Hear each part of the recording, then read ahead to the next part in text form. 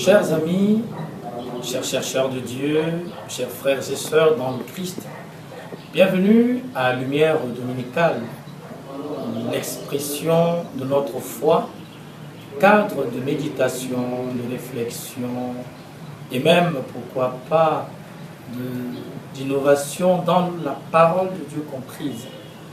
En ce 16e dimanche du temps ordinaire de l'année C, eh bien, les textes que nous avons sous la main pour proposer notre méditation hebdomadaire sont Genèse 18, 1 à 10, Colossiens 1, 24 à 28, Luc 10, 38 à 42.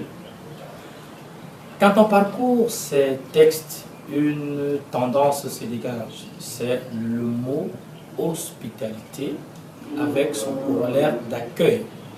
Voilà donc, autour de ces expressions, la parole de Dieu qui nous dit. En fait, ce dimanche, nous voulons poser cette bonne nouvelle. L'accueil de Dieu va de pair avec l'accueil de l'homme. Ce qui s'entend, plus la parole de Dieu habite dans mon cœur, mieux je peux accueillir l'homme créé à l'image et à la ressemblance de Dieu, en référence à Genèse 1, verset 26. Hospitalité, accueil, expression apparemment banale, mais qui aujourd'hui prennent une coloration. Qui aurait pu se douter que l'hospitalité, l'accueil sont des chemins, des clés qui donnent accès au royaume des cieux, à la vie éternelle.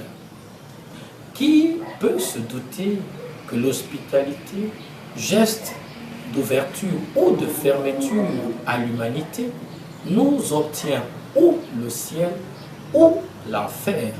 C'est donc pour ça que ce dimanche, nous voulons nous donner le temps d'accueillir la bonne nouvelle dans toute son expression.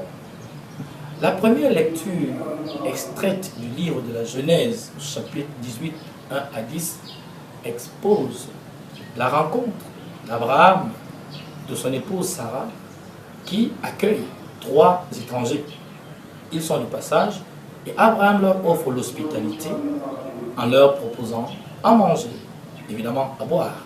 Et après que ceux-ci aient eu ce festin de bonne facture, ils lui font une promesse, à savoir que l'année prochaine, à leur passage, eh bien, les cris d'un enfant meubleront la maison, puisque Abraham, jusqu'à cette date, n'avait pas d'enfant.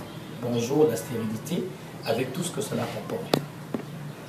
Accueillir les hommes, oui, c'est accueillir Dieu qui se révèle à travers ceci. Et la première lecture nous pose donc le problème majeur de l'accueil. Qui accueillons-nous? Comment accueillons-nous les personnes que nous croisons? Si on se réfère à l'Épître aux Hébreux, chapitre 13, verset 2, l'auteur de l'Épître enjoint à la communauté chrétienne de faire attention à l'hospitalité, car beaucoup, à travers ce geste d'accueil, ont accueilli des messagers de Dieu. Voici donc pourquoi on a souvent parlé de l'hospitalité africaine, que j'espère ne peut pas demeurer un slogan. On va l'étendre à l'hospitalité humaine. Accueillir son frère, c'est se mettre en dynamique, en ouverture, accueillir Dieu. Abraham nous invite, lui, notre Père dans la foi, à être attentif aux personnes que nous croisons, à être attentif aux personnes qui nous entourent, car Dieu vient à nous, oui, à travers les personnes que nous croisons. C'est pour cela que Saint Jean-Paul II a dit que l'homme est le chemin de l'Église. Nous voulons une Église accueillante, une Église hospitalière, une Église qui s'ouvre aux autres. Nous voulons une communauté chrétienne accueillante, hospitalière pour tout homme, parce que simplement il est homme. Créé à l'image et à la ressemblance de Dieu, se sent accueilli, se sent pris en compte. L'hospitalité, oui, dans la dynamique de l'Évangile, est également la prise en compte, n'est-ce pas, des perspectives de Dieu. Jésus arrive chez des amis, Marthe se tord en quatre pour lui proposer le pain quotidien. Et Marie est assise pour le pain de vie. Derrière la remarque du Christ, il ne faut pas voir une opposition, au contraire une complémentarité.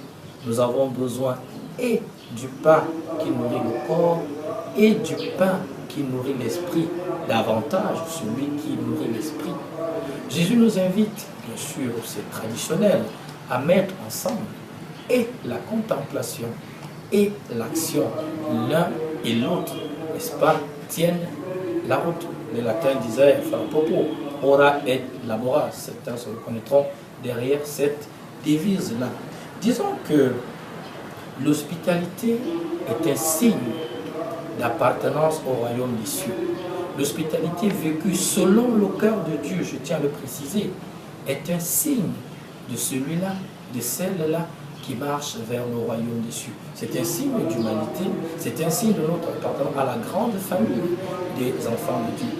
Oui, l'accueil comme l'hospitalité peut être source de souffrance, source de persécution, parce que des commentaires fuseraient et fusent toujours quand on ne comprend pas le geste que nous posons. Qu'est-ce qu'il veut montrer à qui?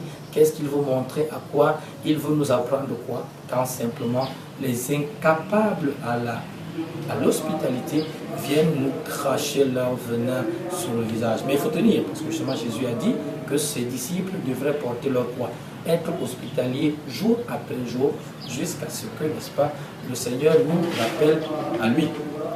Nous voulons donc justement continuer avec cette dynamique. L'hospitalité est le cœur de ce que nous pouvons faire. Et il y a une autre optique qui est justement l'hospitalité comme œuvre de miséricorde divine. Nous sommes en pleine année jubilaire. Quelqu'un pourrait me demander, mon père, comment cela? Et pourtant, Abraham a donné à manger à des étrangers. Marie, tout en écoutant Jésus qui est pain de vie, à sa sœur Marthe qui donne à manger à Jésus. Et une des œuvres de miséricorde divine, une corporelle, est justement donner à manger à ceux qui ont faim. J'avais faim et tu m'as donné à manger. Geste simple et pourtant porteur d'éternité. Voilà comment l'hospitalité nous rend nous-mêmes humains, nous rend divins, n'ayons pas peur de le dire. Mais c'est un geste qui demande du courage. C'est un geste qui demande une spiritualité, c'est-à-dire une connexion permanente à Dieu. Oui, comme le dit Luc dans le livre des Actes des Apôtres, chapitre 20, verset 26, il n'y a plus de joie à donner qu'à recevoir. Les personnes hospitalières ont compris la puissance du don. Les personnes hospitalières accueillantes ont compris la puissance de la petitesse à laquelle Dieu nous invite. Au jugement dernier, le Seigneur nous demandera, qu'as-tu fait de ton frère? Qui as-tu nourri quand tu en avais les possibilités? N'allons pas prendre l'excuse comme quoi on n'a rien. Non, nul n'est assez pauvre qui n'a rien à donner, et nul assez riche qui n'a rien à recevoir. Nous voulons donc rendre grâce à Dieu pour ce jour où l'hospitalité est remise, n'est-ce pas, à l'ordre du jour, pour que nous-mêmes, nous devenions des personnes hospitalières, pour que nos cœurs soient ouverts d'abord à accueillir la parole de Dieu. Et comme on l'a dit, plus nous serons proches de cette parole, mieux cela vaudra pour nous. J'ai envie de dire, mon frère, ma soeur, dis-moi comment tu accueilles les autres et je te dirai quel Dieu tu sers et je te dirai comment tu accueilles Dieu. Vous savez, il y a cette histoire de ce monsieur qui voulait voir Jésus et Jésus est passé tout au long de la journée sous des formes de personnes nécessiteuses qu'il a bien évidemment chassées à la fin de la journée. Quelle ne fut pas sa surprise quand Jésus lui révéla qu'à travers ses frères dont il avait le rebut, il était passé. 16e dimanche de l'hospitalité chrétienne, eh bien, donnons-nous quelques exemples. Dans la Bible, on va juste prendre comme ça quelques morceaux choisis.